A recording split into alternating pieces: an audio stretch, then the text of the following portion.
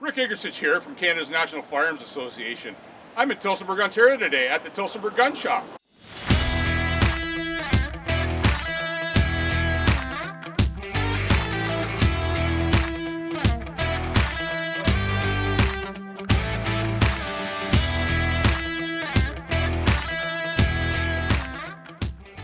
Just get the feel on the grounds and what people are thinking about the OIC and what's going on with our current situation in Ottawa. This is one of the employees from Tillsonburg Gun Shop. Paul, how's business been lately with the OIC ban? Inquisitive, in a word. People are asking a lot of questions. They want to know what they can and can't own now.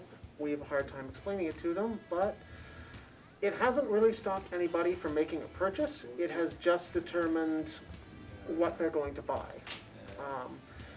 People have decided that their .223 rifle of choice is no longer available to them, so they're seeking a suitable substitute. Typically we can help them find something. Very few people seem to decide that, well, I'll just buy nothing at all.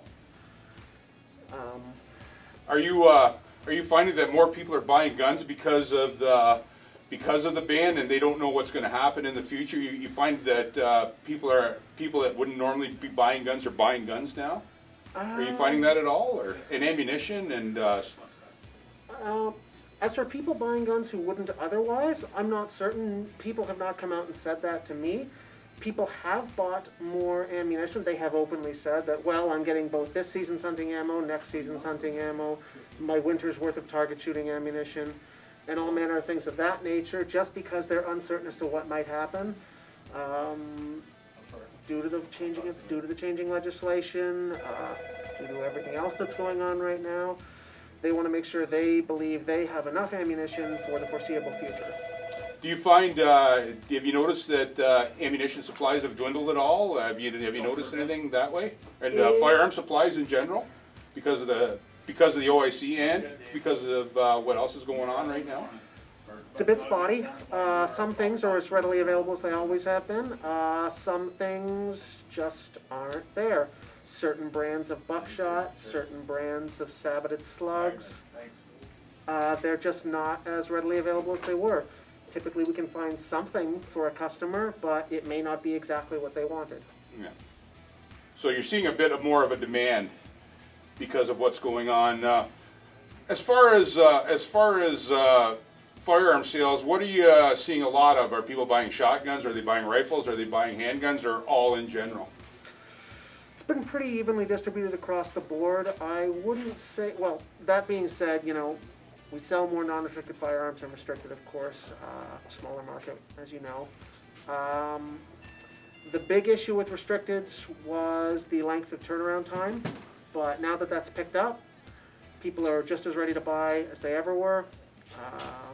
Shotguns took a noticeable uptick there right at the beginning of the lockdown. People were bored, people had their trips canceled, people had their other recreational activities curtailed, so they chose target shooting to fill that empty space in their schedule. So shotguns, target rifles, all manner of ammunition suitable for target shooting really saw a noticeable uptick right there. What is the turnaround time with Chief Firearms Officer of Ontario now for restricted firearms? We've noticed about a week, give or take. It was as high as 11 at one point. 11 weeks, I should say, not 11 days, but about a week is typical for right now. Okay.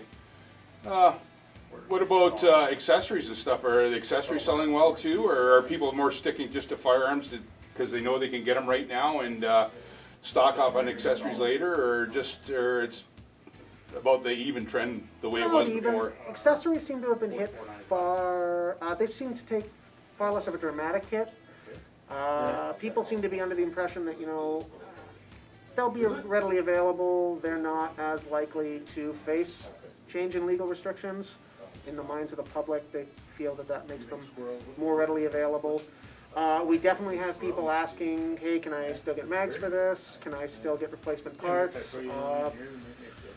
All of those have been a yes so far. Some magazines have been a bit hit and miss as to how readily available they've always been. I know for a minute there, first-party Glock magazines were not as readily available as we would have liked. We've got them back now, of course, but So I should say accessories are doing about as well as they were previously, but people are asking more about Well, them. my question was kind of geared towards mags. Tillsonburg Gun Shop is one of our primary sponsors. They provide a lot of the firearms that we give away in our donation draws.